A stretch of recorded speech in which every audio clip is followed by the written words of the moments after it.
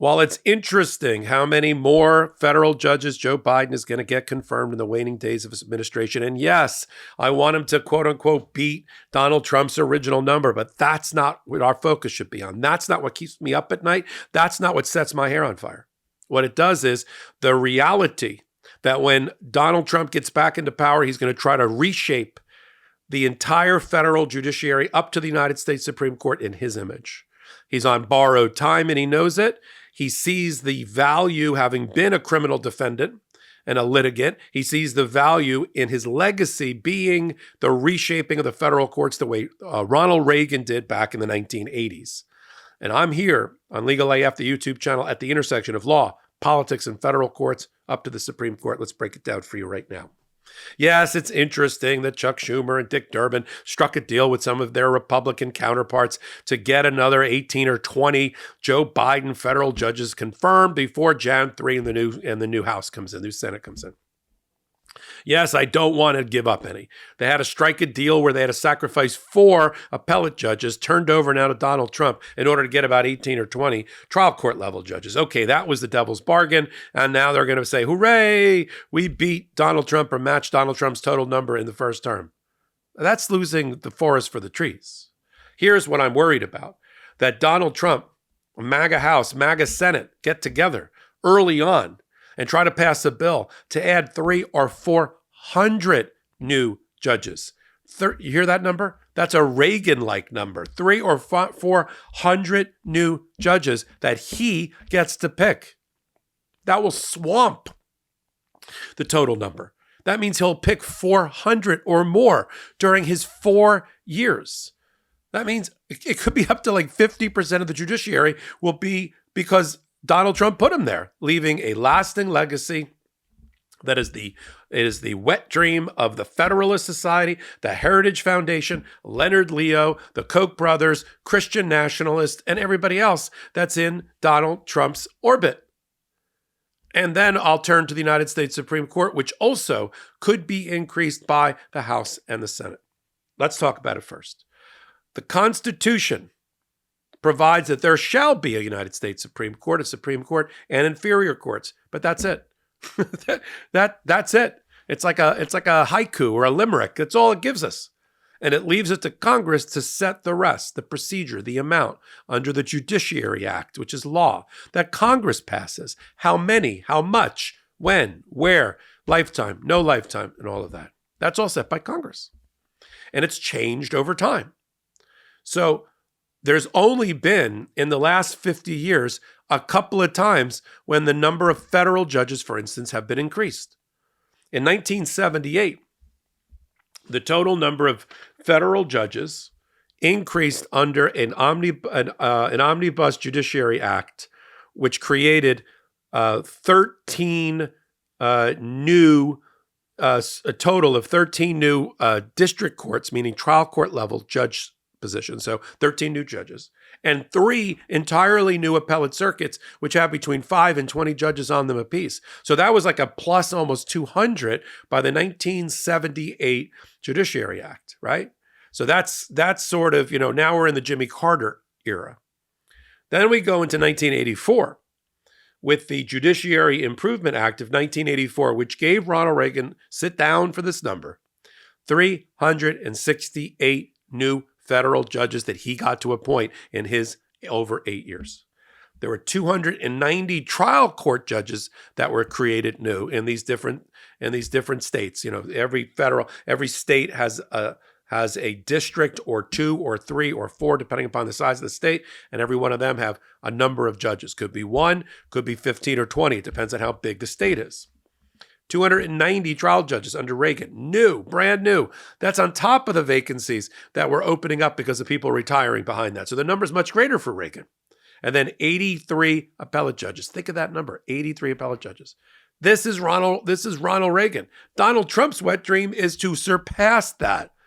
He wants to be on the Mount Rushmore of Republicanism, where it was always Ronald Reagan. He wants the lasting legacy to be, it was Donald Trump who completely changed the face of the federal judiciary forevermore, for the next 3 generations. because these are all people in their 40s who are given lifetime appointment that'll be serving for 30 years. Now we got 3 generations. So that is in 1984. The next time the federal judiciary was substantially expanded was in 1990. Now we're into Clinton. That was the Civil Reform Act, the Civil Justice Reform Act of 1990. 11 new circuit court judges were created. Look at the difference between Reagan and even Clinton. And 61 new district judges. So 61 new trial court judges and 11 new circuit court judges, in addition to what was already opening in terms of vacancies. That was the last, draw a line under that. 1990 was the last time the federal judiciary was expanded. Last time. Now, what's going on? In June of 2024, a little-known bill floated its way through the Senate in a bipartisan fashion. It's hard to believe it's bipartisan. Perhaps because the Democrats thought that Joe Biden was going to be reelected. But in this bipartisan bill, which already passed at the Senate level, called the Judges Act, it's an acronym. I won't bore you with the details. JUDGES Act.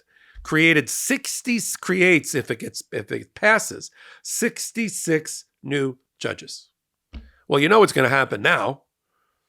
The Senate is going to be controlled by the Republicans on January 3rd. So is the House. They're going to take the Judges Act and they're going to shove it down the Democrats' throat, and they're going to make that 66 number 366. There's already analysis that shows that the federal courts are overworked. They need more judges. And then this is going to be the fight between 66, which is already a given because the Democrats have given up on 66 new judges. So whereas Donald Trump did over 230, 240 judges in his first term, this alone would give him 300 judges based on a normal attrition rate of people retiring, resigning, and dying, that kind of thing. Add to it 66, but now add another. They're not going to rest at 66. They're going to go back to Reagan era, and they're going to try to shove 300 or 400 new judges down our throat, and we won't be able to do anything about it in the first 2 years unless we protest, unless the Democrats in opposition fight, threaten to shut down the government if this is passed, right? Threaten something that's important to the Republicans, and doing a horse trade to make sure that doesn't pass when they try to shove 300 or 400 new judges. So as you can see, I am very less concerned about this. The latest reporting, and I did my own spot reporting on it, about, they got 20 new trial judges in return for 4 that they gave up on at the appellate level. I care about that. What I care about is the 300 or 400 Reagan-like expansion for Donald Trump within the first month or two of this new 119th Congress. Now, let me talk about the United States Supreme Court for a moment. Yes, for those that don't remember from school or don't follow our court system that closely, the United States Supreme Court and its number is not something that's fixed in the Constitution. The fact that there is a United States Supreme Court is fixed in the Constitution. In Article 3, Section 1, it establishes the court. Of course, it wasn't until a major case led by Chief Justice John Marshall in 1807 that established what the Supreme Court was, what its powers were in a co-equal branch of government with checks and balance. We didn't even really know what the Supreme Court was or what it was supposed to do. Like, it's allowed to override Congress and the president? That didn't come up till 1807 in a case called Marbury versus Madison. So the number has always been in flux. It hasn't been in flux in our lifetime, so we sort of forget that. For instance, the original United States Supreme Court, established by the Judiciary Act of 1789, had a total of 6 Supreme Court justices. In 1807, it was increased to 7. In 1837, it was increased to 9. In 1863, right on the cusp of the assassination of Abraham Lincoln, it was 10. Then Andrew Jackson, the president, scared the crap out of everybody. That sound familiar? So the Congress, which was in control by the other party, reduced the number of Supreme Court justices to 7, so he wouldn't have undue influence. By 1869, it was at 9, and it's been at 9 ever since 1869. But all you have to do to expand the United States Supreme Court is a simple majority vote of the House and the Senate. and they have the simple majority. They didn't do it before because they didn't have the numbers and they didn't have the president, because Biden would have vetoed this and they would have had to override him with a 2/3 vote, which they didn't have. They have a simple majority, but they don't have the 2/3 supermajority, but it's enough to expand the number of United States Supreme Court members. You don't like 9? How about 12? How about 13? How about 15? And have all those new seats be appointed by Donald Trump, right? He's already responsible for Gorsuch, Kavanaugh, and Amy Coney Barrett, right? If he adds another 3, he's going to be responsible for almost the majority of the court, just for him, let alone the MAGA right-wing, alt-right MAGA that's already on there. I mean, Alito and Thomas, maybe if there's another 3 or 4 Alitos and Thomases, they'll finally retire and Donald Trump will appoint them. I can easily envision a scenario where in 4 years, with an expanded court, Donald Trump and vacancies, Donald Trump appoints 5 more United States Supreme Court members. Now, a lot of people are thinking, why did we do this? Well, we didn't do it because we didn't have the House. You need to have the House, you need to have the Senate, and you need to have the presidency. We had it at one time. The last time we had it was Obama for the first 2 years. And he was busy with Obamacare, which was important, and not taking on the federal courts. But Donald Trump, he wants his legacy. I said it's because he's going to be like 82 years old. He's looking at his own criminal, potentiality, going to jail in New York. He sees the importance and the lasting effect of several generations of reshaping the court. We need to fight it. How do we fight it? We fight it in the streets. We fight it in the constant trained artillery here on a show like Legal AF on the Midas Touch Network, writing our congressmen, writing our senators. I mean, protesting in the street is interesting, but it's really about, this constant barrage of attention and objection and just a shitstorm of criticism against trying to do this. We have to make the people, as I used to say in the old-timey times, we got to make the bastards pay. They have to pay a steep political price if they try this. Like, you got to vote them out in the midterm elections if they were ever to try this or threaten to do that. And everybody that's planning to vote for it should get a Democratic challenger in their district in order to make this the defining moment in our history, right? It's that important. I can't tell you what, having lived through the Reagan era, as a young adult and watching what he did to reshape the judiciary, which I lived with for 20 years. When I got into law school, which I graduated in 1991, we had just got done with the Reagan era, and these people were only a third of the way through their lifetime appointments. So I ran into a lot of Reagan appointees, a lot. And then you had Bush appointees. By the time Reagan and Bush was over, so we had like 12 years of conservative, small c conservative Republican. There wasn't a Democrat in sight. I mean, it was like the Jimmy Carter was the last time. He was only around for 4 years. Before that, it was Kennedy or Johnson and Kennedy.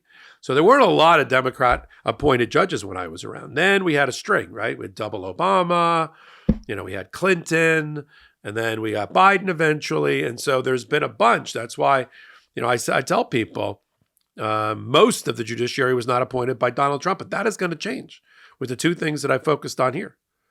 Expanding the federal courts a la Reagan to 300 or 400 more for Donald Trump and adding additional Supreme Court seats. They've got the numbers and they'll try to do it. And we'll continue to call it out and call out for political pressure and paying these people back at the polls if they do it. I have a working theory that the Republicans are going to, and the MAGA are going to overplay their hand. They already have started. And that's going to piss off the American people. It wasn't a landslide. If at anything, it was a rejection of having a candidate that they didn't know or didn't like forced down their throat without a primary. Let's just call it for what it was. They couldn't get right with Kamala in just 2.5 months. And no billions of dollars was going to change that. They may have come around to her during a normal primary season, but that didn't happen. But that is the rejection, as far as I'm concerned. The rejection of having Democrats believe that this was the person for them and having it shoved down their throat, which explains why anywhere, like a huge number, 8, 9, 10 million or more Democrats just stayed home. They just sat out democracy. for this past election. They just didn't go to the polls. It's remarkable. We thought there was enthusiasm there, but there wasn't. And all of this talk I'm doing here about federal courts and the nitty-gritty, the DNA, the molecular level of Supreme Court justices and expansion, it's not sexy. It doesn't fit neatly on a bumper sticker. We try to make it interesting and entertaining here and drill down and do our teachable moments, but it's important. And I want you to know it's important, believe it's important in the fiber of your being, and then take this forward. That's what we do here. We've always joked that Legal AF is like of a TED Talk, TED Talk and a law school class like at a baby. It would be like that. In any event, I'm Michael Popok. I am at the intersection now of law, politics, and federal courts. Come here regularly. You'll find me and other contributors at the intersection of law and politics, not blowing smoke or sunshine. We appreciate you being here. Until my next contribution, I'm Michael Popok reporting.